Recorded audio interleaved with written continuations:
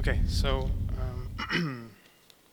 I work generally on the relationship between philosophy and nature, between nature and thought, which is big, a large topic, but more specifically, I look at what does it mean to think about thoughts or concepts or ideas as products of nature.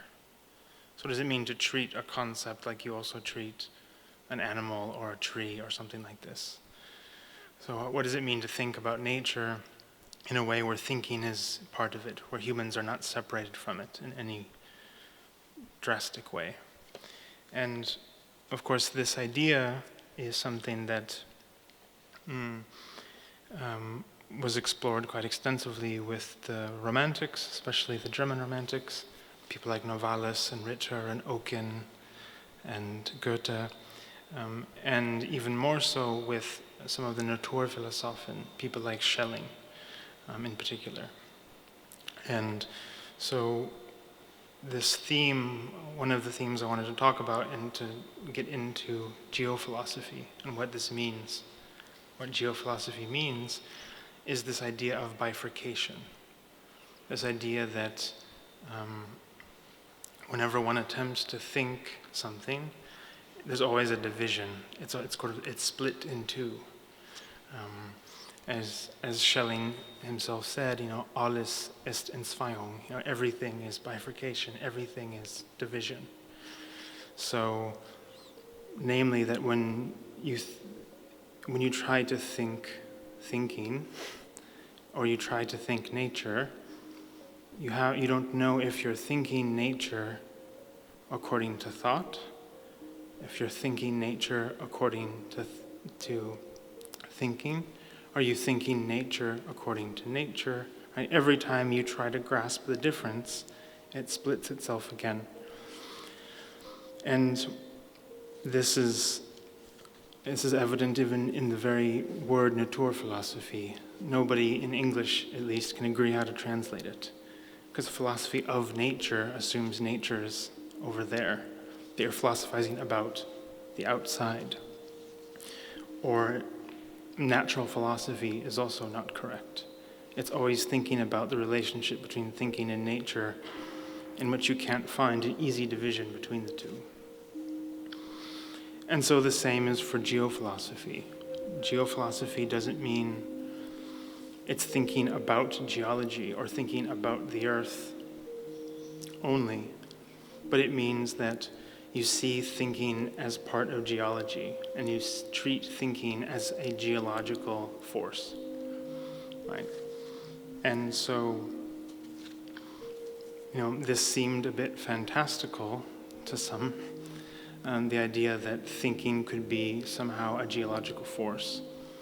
But of course, especially now, it's quite common to say humans are a geological force. Something about human thinking has geological ramifications.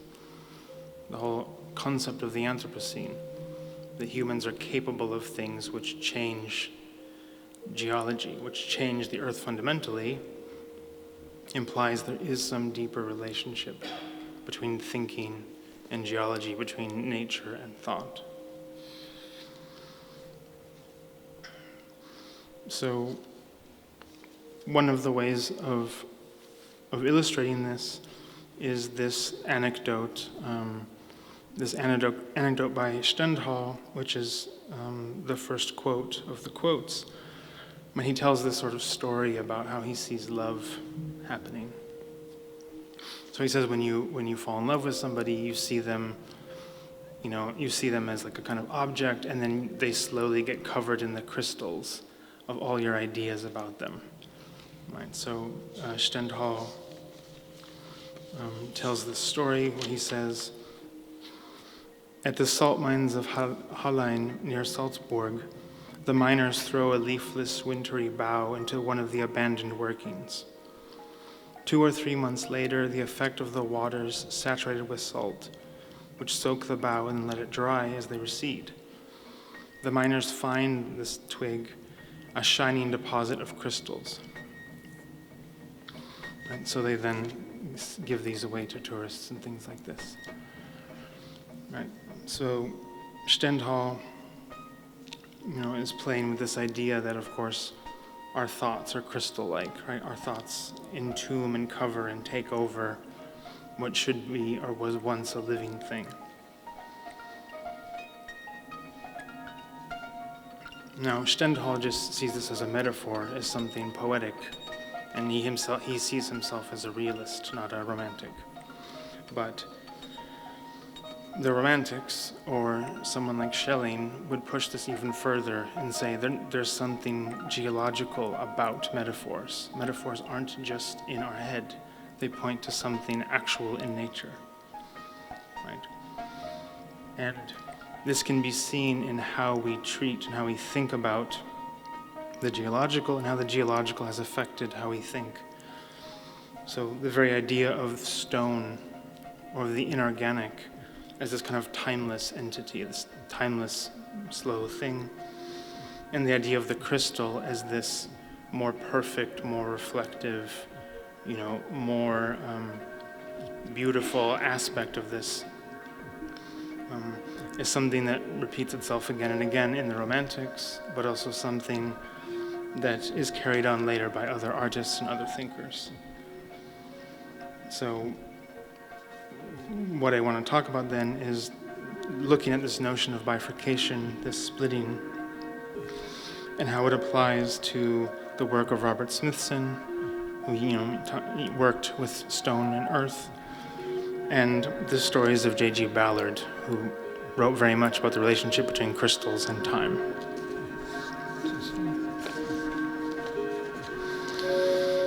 Okay. So this is the second quote, and this is the hardest one. And this is from Schelling from 1800. So he says, if all of nature were potentiated up to consciousness, or if it leaves nothing, no memorial behind of the various stages through which it runs, then it would be impossible for it to reproduce itself in reason. And I'll skip a bit. So-called inert nature therefore lacks, and this is indeed necessary, the final potentiating act. What this, it may be gathered from the system of transcendental idealism, whereby inorganic qualities are transformed into experience, matter into intuition, and because every subsequent moment of the foregoing is retained, so that on which it rests, just as matter maintains material and the organism maintains matter, so reason draws the organism into itself. And this is the important point. This is why, although we stand on the ultimate peak, we are not pure spirits. To speak on our own terms, we can say all qualities are experiences, all bodies intuitions of nature, nature itself with all its experiences and intuitions, as it were, petrified, fossilized intelligence. So from our point of view, or for us, we can see all of nature as this series of fossilizations of thoughts, experiences, qualities, right? But for Schelling, this doesn't mean that that's all that it is. Because if nature was only thoughts, experiences, and qualities, it wouldn't leave any trace of itself. It wouldn't be strata and geology and stone and all these things. And if it wasn't material, if it wasn't substance, we wouldn't be able to think. If there weren't things to think, we wouldn't be able to think about anything. So at the same time, we can see geology, we can treat geology as a layering and mausoleum of our own thoughts and experiences and qualities. But it's not only that. So this notion of bifurcation, this notion of separation, it's not something merely romantic or something naive. This, again, this thinking nature as part of thought, thinking thought as part of nature, and this back and forth all the time.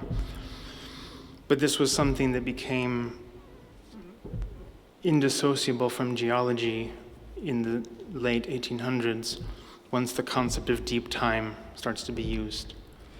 So this famous Scottish geologist, James Hutton, and his friend and popularizer Playfair sort of realized that the stones of the earth had been constantly recycled and remade and turned up, and that the world had gone through cycles of destruction and creation over and over again.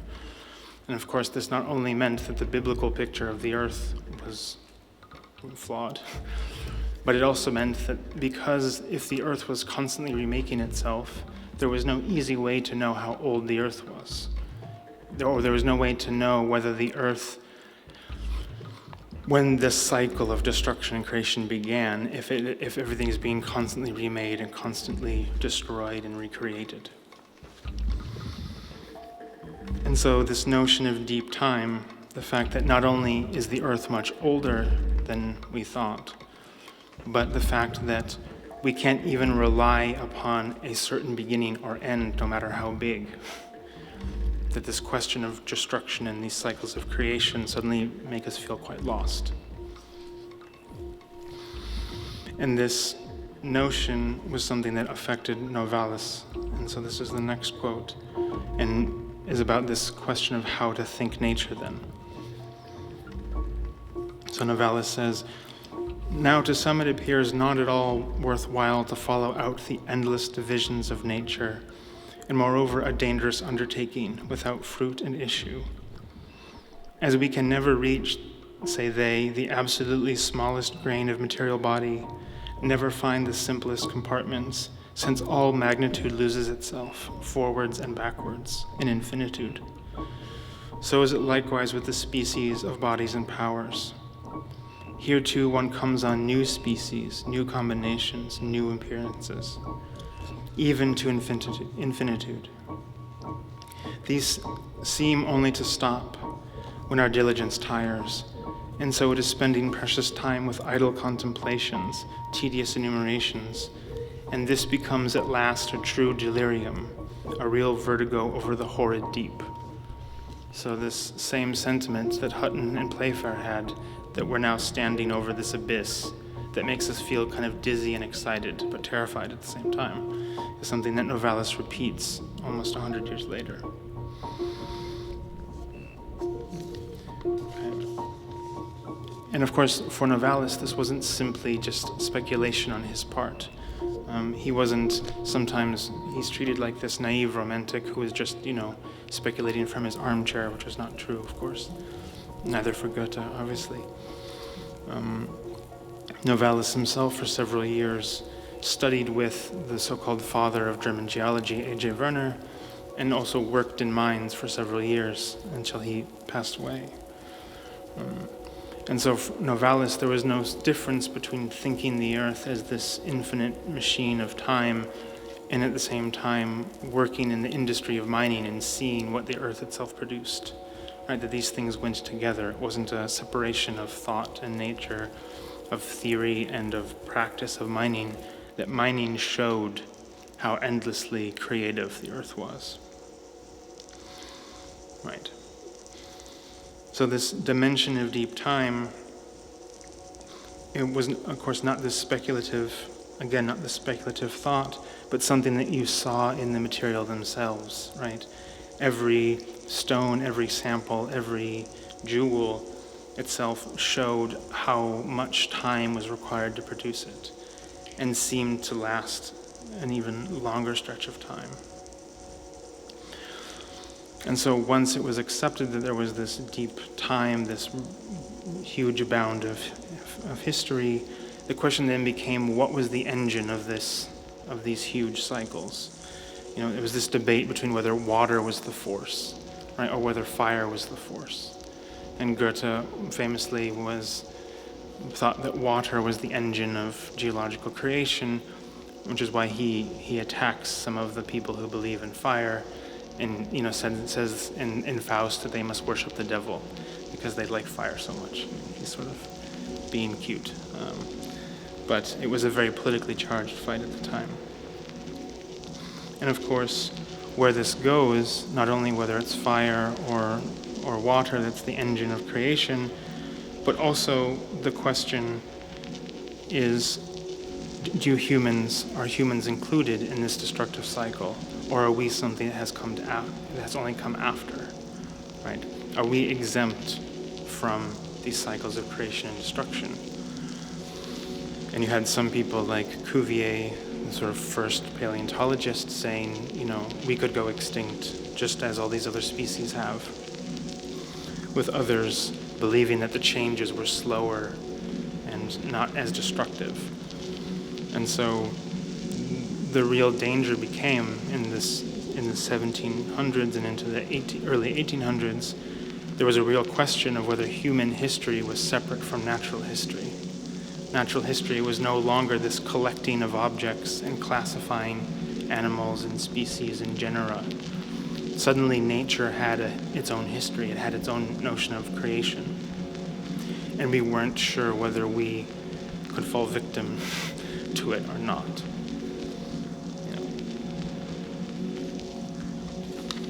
Okay. So one of the ways of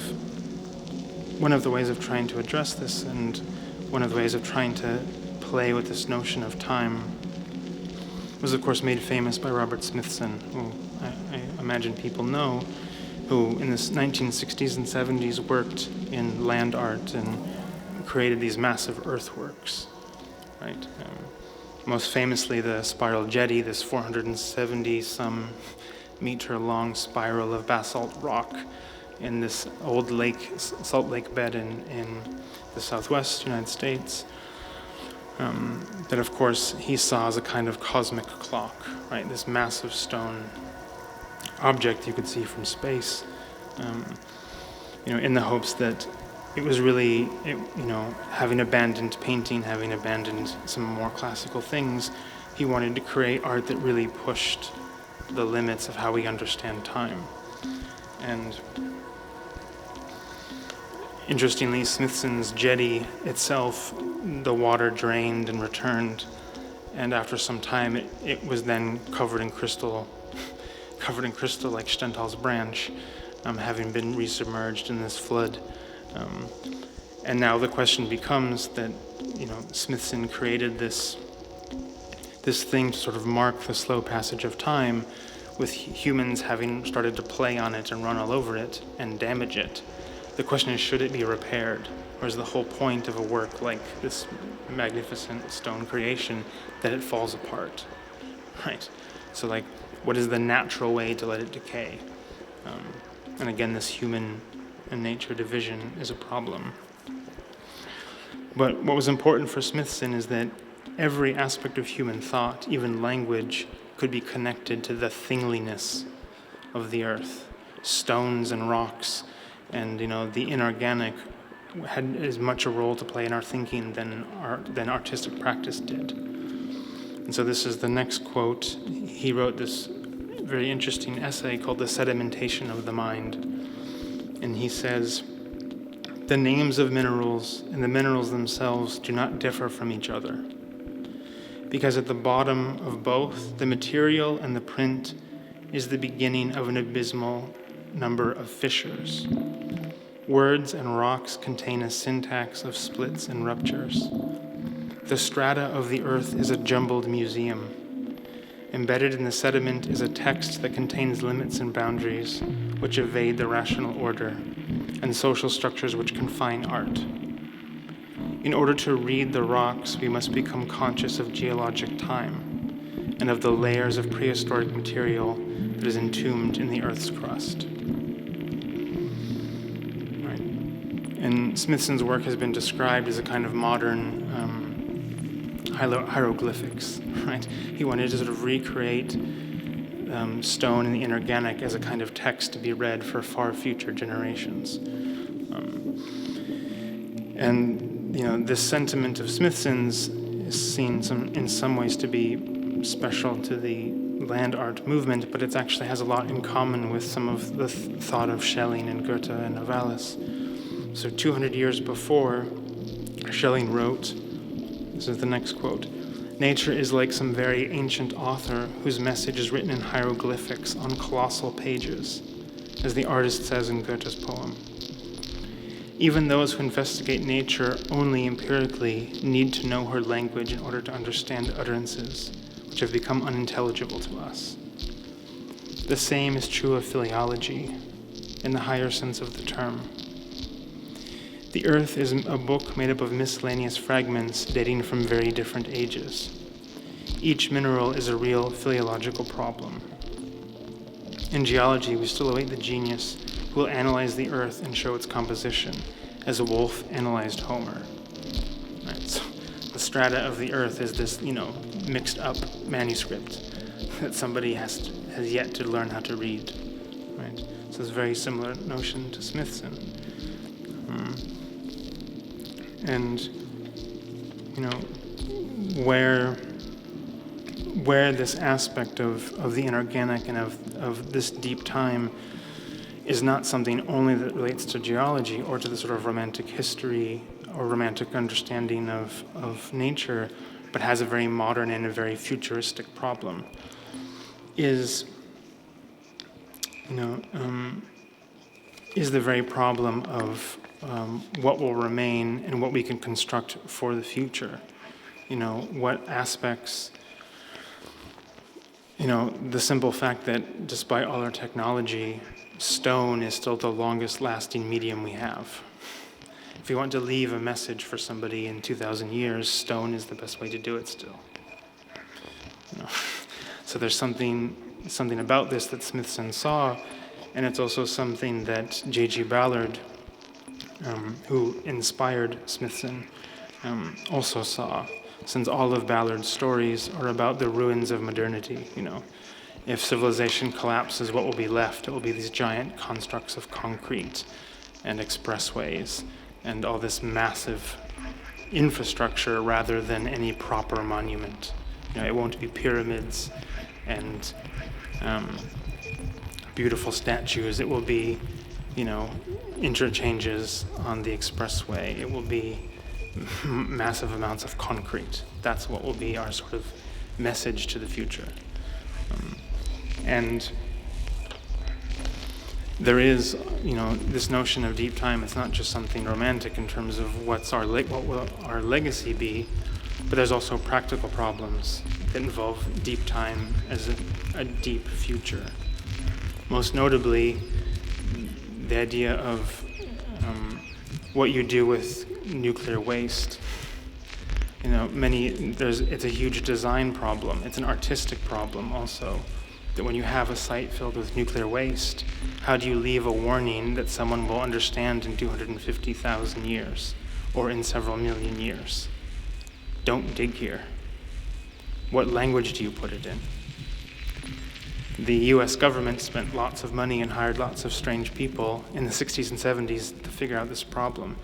And essentially, the answer was build really scary-looking spikes out of stone. Make something that looks menacing. That was the best answer they came up with. So this idea of this sort of future problem of deep time is something that Ballard was very much obsessed with. And in his early works and in his later works, so the stuff from the 60s and the work from the 80s, he writes quite a bit about the question of time, and the question of time through the notion of the crystal. So the crystal or the mineral becomes the way of expressing this problem of time, of the perception of time. And so in this story, The Garden of Time, for instance, a married couple living in a beautiful veranda has a garden of flowers made of crystal. And every time you pluck one of the flowers, time slows down. And so this story consists simply of them plucking a flower every time they see this mass of people coming over the horizon. There's no explanation of who they are or what they want, but they pluck a flower and hold it, and it melts slowly, and the mob of people moves back. And they just do this until suddenly the mob has raided the villa, the couple is gone, and all that's left is two statues holding each other with the last blossom. So this idea that the only way to survive time really is to become a fossil yourself. Or more dramatically, in Ballard's Voices of Time, several scientists discover that the entire cosmos is slowing down. So the entire cosmos is winding down slowly, and it is affecting the organisms on Earth in different ways. They start to find animals who have hardened. They find frogs with lead on their backs. They find that people are slowly losing their mind because time itself is breaking down. In this story, one of the characters decides to build a cosmic clock out of giant stones. And this supposedly was the inspiration for Smithson's spiral jetty, to construct this giant spiral that would mark the slow decay of time itself out in the middle of the desert. So all of Ballard's stories involve abandoned verandas, abandoned science research stations. The Earth itself is completely abandoned. In one of his stories called Deep End, humans have left the Earth, and someone says the Earth itself is dead and buried. There's nothing left but just the trash that people left as they escaped. So these stories from the 60s are then joined much later in the early 80s, where Ballard returns to this problem of time. And most notably, in a story called News from the Sun, everyone involved in the space shuttle program, everyone who wants to go to space, starts to get a time sickness. Everyone who is involved in the space program loses consciousness. They just freeze and go into a fugue state and don't remember what's happened. Eventually, they learn to remember what has happened. And in these fugue states, the humans see every part of time superimposed. So in these fugues, they see past, present, and future overlaid on top of one another.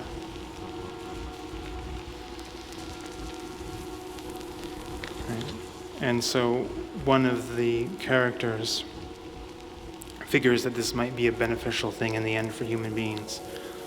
So he says, and he writes in his journal in the story, "Perhaps our sense of time is a primitive mental structure that we inherited from our less intelligent forebears.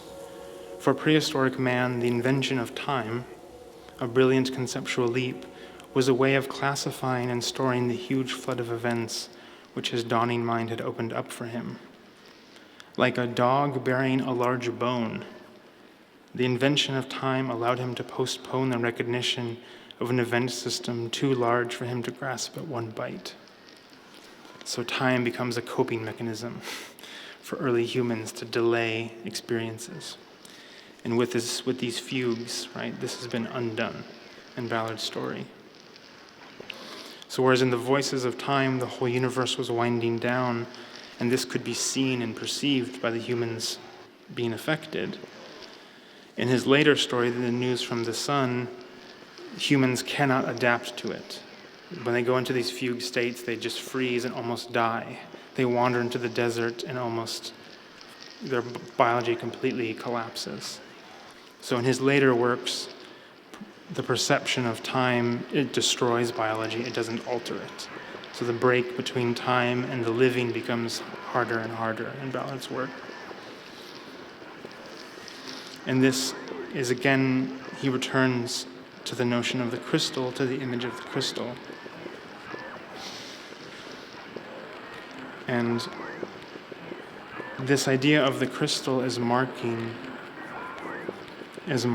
deep time, or the crystal as demonstrating something deeply important about human consciousness, was something that also one of the Romantics studied.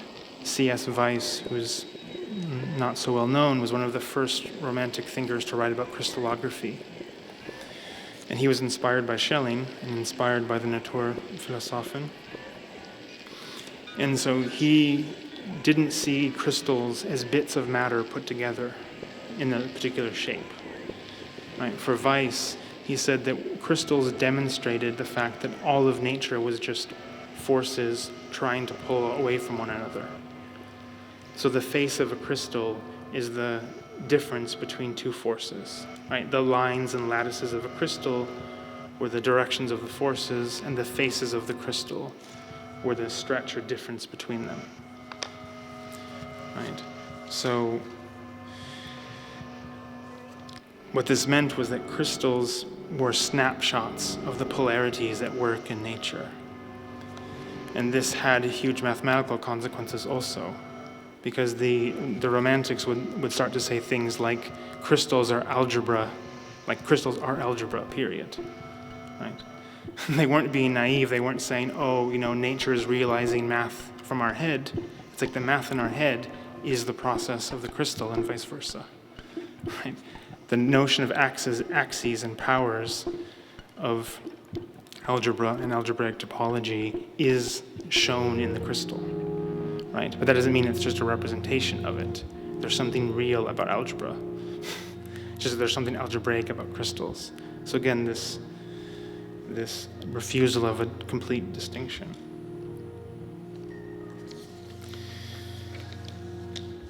Okay. So this goes back to this notion of Schelling, that we can see nature as a form of petrified intelligence, right? That doesn't reduce nature to being just our own fancy out in the world, but the fact that the forces at work in nature can also be seen as the forces of our mind, right? Frozen in time for us to analyze in a certain way.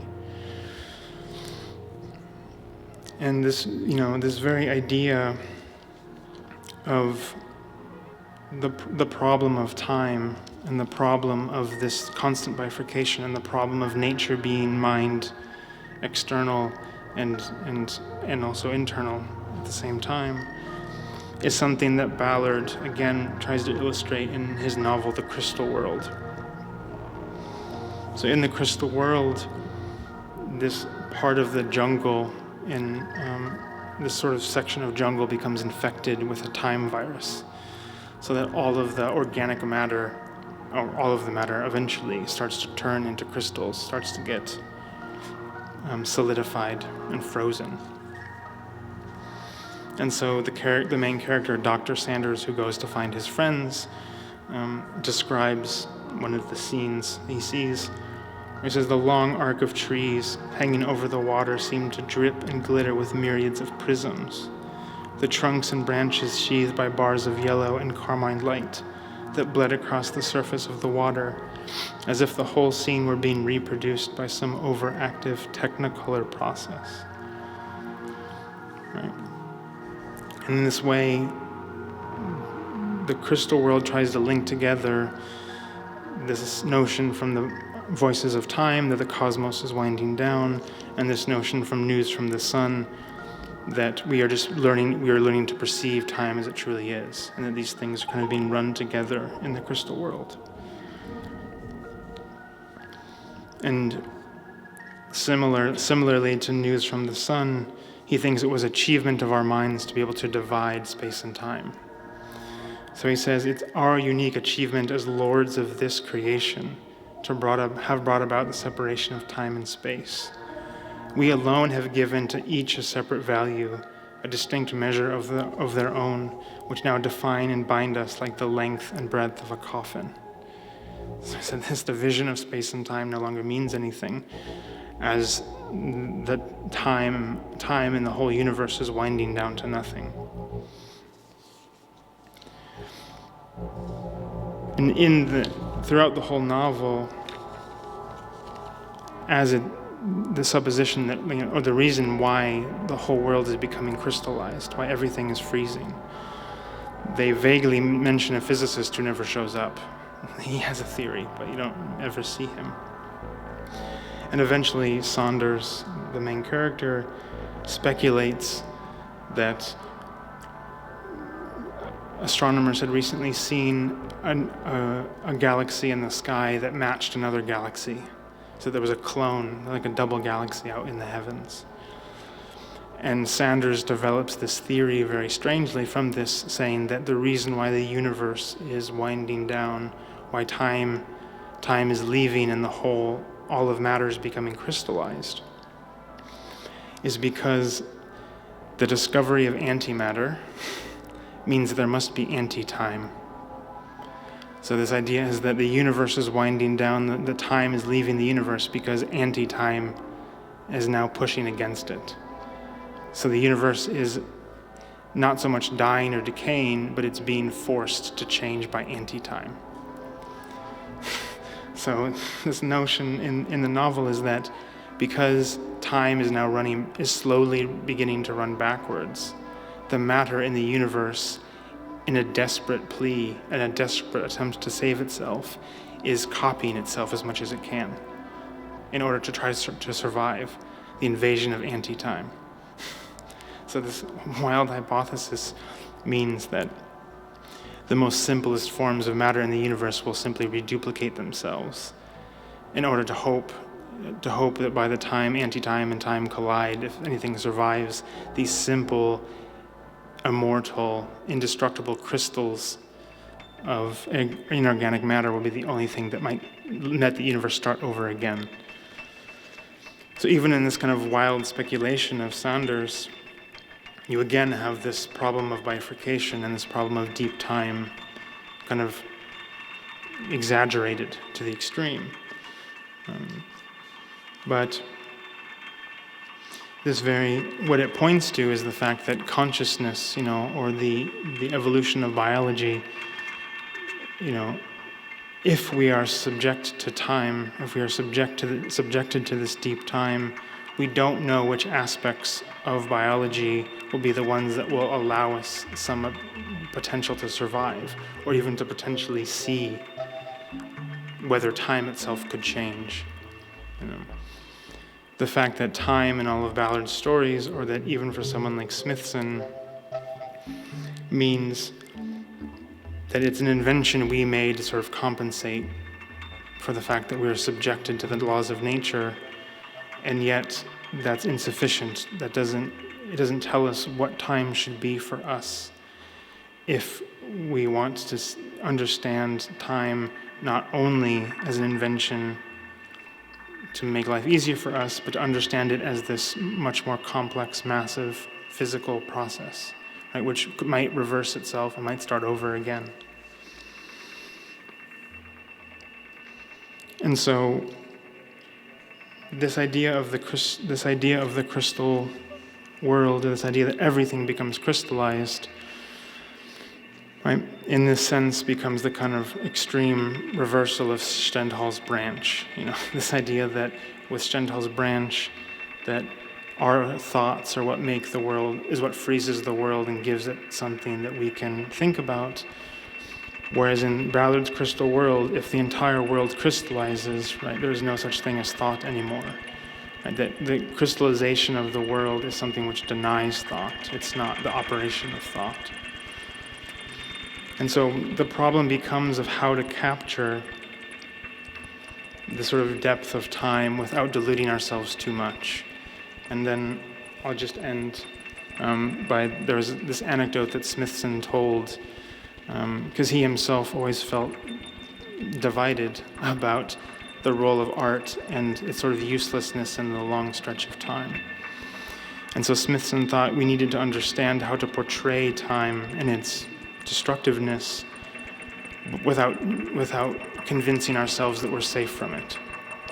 And so he told this anecdote where he said, imagine you have a sandbox and it's divided into white sand and black sand, and you tell a kid to run circles in it, and you videotape it.